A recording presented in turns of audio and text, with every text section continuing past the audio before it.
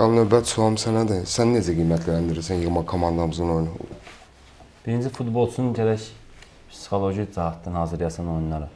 Türkiyə düzü qalib gəldik. Yəni biz hər siklda, yəni hər Avropa, dünya çempionatında hansısa komandanı məğlub edə gücümüz var. Ya heçsə ya məğlub eləmir. Bu daimi, yəni daimilik yoxdur milli komandamızda ki, yəni üstünlük. Maza Rafıq mənim düzgün vurğuladı ki, milli komanda gərək milli komanda oynasın. Bəli. Yəni biz bir dəqiqə Ukrayna millisini oynayıb uduzsaydıq, yəni təəssüflənməzdik ki, 1-0 uduzdu Ukrayna. Metalist komandasını klubu uduzmuşuq.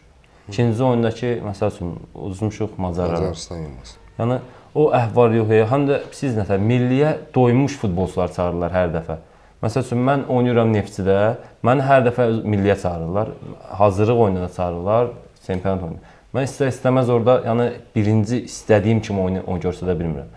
Məsələn, Cavan uşaqlar bizim komanda, yəni Samir getdi də.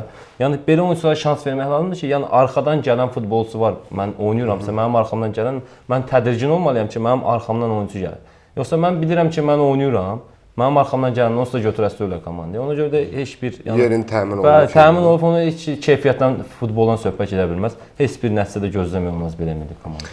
Yəni ikinci oyunda sən oynamadın, meydana daxil olmadın ümumiyyətlə. Yəni bizdə olan məlumata görə ilk görüşlərə də pis təsir bağışlamamışdın sən. Yəni bunun səbəblərini açıqlayardın. Düzdür. İlk oyunda pis təsir bağışlamadım. Yəni mən sol müdafiəçi oynadım. Amma ikinci oyunda yoldaşlıq görüşü olmağına baxmayaraq, yoldaşlıq görüşü idi deyəm, Macarlar oyun. 6 dənə oyunçu buraxa bilərdi. Əvəz edə bilərdi. Amma Bert Fox bunu eləmədi. Bert Fox 2 dənə əvəz elədi. 2 dənə əvəz elədi. Amma 6 dənə eləsəydi, bəlkə onların içindən biri də mən olardım. Yəni təzə getmişdim, mən yoxlaya bilərdi ki, yəni bu öz yerində oynaya bilir ya oynaya bilmir. Amma yenə də məsləhət ondur. Bəs birinci görüşdə niyə müdafiədə çıxış etdin sən? Birinci görüşdə Bert Fox dedi ki, mən yəni səni orada görmək istəyirəm orada oynayasan. Mən də dedim ki, oynayaram. Mən futbolda birinci dəfəmdir ki, həmən yerdə oynamışdım. Hesab 0-0 idi. İkinci hissədə çıxar. 3 nəfər, 4 nəfər oyundan çıxdıq axırlarda, amma Ukrayna komandasından oynayanda yəni imkanlarımız daha çox oldu. Yəni Fabio bir dənə başla dirəyə vurdu. Yəni oyun uda bilərdik. Amma imkanlardan istifadə edə bilmədik deyin. Uduzduq həmən. Təəssüf ki, klub komandasını uduzdunuz. Məğlub oldunuz. Raf, süjetdən də baxdıq, Şahin müəllim qeyd elədi ki, yəni hal-hazırda Azərbaycan Futbol Federasiyasının yığma üçün yaratdığı şərait çox yüksək səviyyədədir. Ancaq təəssüflər olsun ki, yığma bu şəraitin müqabilində oyunu nümayiş elətdirmir.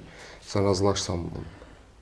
Mən ona razılaşıram ki, doğrudan da Azərbaycan Futbol Federasiyası yəni yığma üçün çox gözəl şərait yaradıb. Eləcə də son illər bu Azərbaycan futbolunun inkişafı istiqamətində çox mühüm işlər görülür.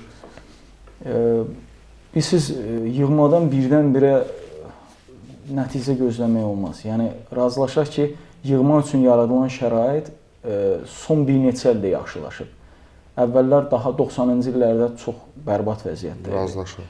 Yəni bütün bu illər ərzində bu görülməyən işlər sonda öz yığmanın oyununda da öz təsirini göstərməli idi. Yəni bir neçə il ərzində bizdə artıq futbola peşəkar münasibət yaranmağa başlayıb. Yəni yığma da bizim ən ağrılı yerimizdir. Mən elə hesab edirəm ki, yığmanın yaxşı oyun göstərməsi, yüksək nəticələr əldə etməsi üçün bir neçə illər lazımdır bundan sonra da. Yəni bu istiqamətdə də mən elə başa düşürəm, federasiya düşünür. Yəni yığmanın gücləndirmə istiqamətində, yəni ölkəmizə xarici mütəxəssislər cəlb olunur, müxtəlif yığma komandalara. Hal-hazırda razıyam ki, yığma çox yaxşı vəziyyətdə deyil. Yəni komanda Türkiyə ilə oyuna çıxmaq şərti ilə yəni zəif nəticələr göstərir və azarkeşlər də haqlı olaraq komandadan yaxşı nəticələr gözləyir. Məncə hələ yığmanın uğurlu nəticələri qarşıdadır. Xəyal, səncə yığma komandamızın Türkiyə millisi ilə keçirdiyi görüşə baxmışdın. Çox yüksək səviyyədə oynadılar. Səncə bu görüşün ardı olacaqmı? Yəni seçmə mərhələdə komandamız bir daha belə bir oyun nümayiş etdirə biləcəkmi rəqiblərimizə qarşı? Bu dəqiqə Azərbaycan çempionatında 8 legioner oynayır da. Bir oyunda 8 legioner oynamağa hüququ var. 3 milli futbolçu. Yəni bu dəqiqə götürsək ki, klublarımızda qabaqda gedəməz. Neftçi, Lənkəran, o Qarabağ, ardından da məsələn neçə milli uşaq futbol oynayır da, yerli uşaqlar. 3 dənə, 5 dənəsi oynayır da. Bu 3-5 nəfərlə sən çox gedə bilməzsən. Bu limit nə qədər ki belə yuxarı olacaq, yəni belə çox legioner üstünlük verəcəklər. Yəni belə deyim ki, Azərbaycan futbolu get-gedə geriləyəcək. Məsələn 3 dənə yerli oynayırsa, o klubda da oynayır, millidə də oynayır. Yəni insandır, bu robot deyil ki, deyən məsələn bütün oyunları eyni səviyyədə oynayacaq. Yəni bugünkü gündə qənaətbəxşdir ki, yəni bugünkü səviyyə ilə Türkiyə kimi komandasını məğlub elədik. Amma o biri oyunlardakı ancaq yəni ümid Allaha da, yəni nəsə də ola bilər. İnşallah elə də olar. İnşallah yəni Allaha ümid, başqa Keçid alaq futbolca ölkə çempionatımıza. Gəncə Futbol Klubu 20 tur çərçivəsində səfərdə Bakının Azal komandasının qonağı olubdu. Bu görüş haqqında süjetimiz var. İzləyək və müzakirəmizi davam edək. Futbol üzrə Azərbaycan ölkə çempionatı qış fasiləsinin ardından nəhayət start götürüb. 20 tur çərçivəsində Gəncə Futbol Klubu səfərdə Azal komandasının qonaq olub. Qarşılaşmaya həmşərilərimiz aşağıdakı heyətlə çıxıb. Qapını Edis Kurtanoviç qoruyub. Müdafiədə Azər Məmmədov, Ramal Hüseynov, Şahin Kərimov və Armando yer alıb. Yarım müdafiədə Vüsal Hüseynov, Zurad Zamsaşvili, Sabir Allahquliyev, Ceyhun Sultanov və Gəncənin yeni transferi Serbiyalı futbolçu Vladimir Zelenbaba çıxış edib. Hücumda isə Fuad İsmailov Junior Suarez oynadıb. Qeyd edək ki, Fuad müəllim bu görüşdə məşq zamanı zədələnən müdafiəçi Xəyal Mustafayev və yığmanın düşərgəsindən yeni dönən Samir Zərgərovun köməyindən istifadə edə bilməyib. Nazim Süleymanovun başçılıq etdiyi Azal komandası isə meydana hücuma meyilli heyətlə çıxıb. Belə ki, rəqib oyuna 3 forvardla başlayıb. Odur ki, maçın eli iş təhlükəli vəziyyətdə qonaqlardan gəlib. 5-ci dəqiqədə Zelenbaba səhvə yol verib. Top ələ keçirən Azalın yeni transferi Gennadiy Bliznuk Gürcüstanlı Nuqzara ötürmə edib, sonuncu isə topa yetişə bilməyib. Gəncəli futbolçulardan cavab 7-ci dəqiqədə gəlib. Ceyhun Sultanovun cərimə zərbəsindən ötürdüyü topu Şahin başla qeydi dəqiq tamamlayıb. Bir qədər sonra Gəncənin 10 nömrəsi cərimə zərbəsindən rəqib qalkiper Cahangir Həsənzadəni sınağa çəkib. Təcrübəli əlcə sahibi zərbəni zərərsizləşdirib.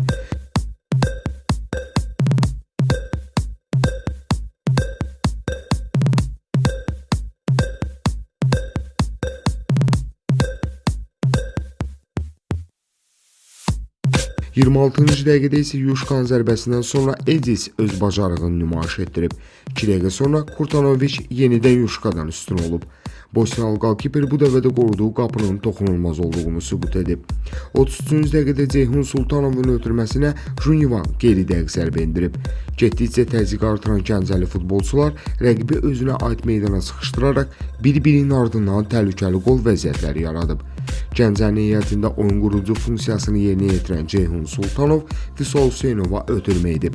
Ancaq bir qədər lənc tərpənən Vüsalı rəqib müdafiəçilər qabaqlayıb. Ardından yenə Ceyhun və Vüsal diqqət mərkəzində olub. Ancaq hər iki futbolçunun cəhdi uğursuz alınıb. Beləliklə görüşün birinci hissəsi 0-0 hesabı ilə başa çatıb.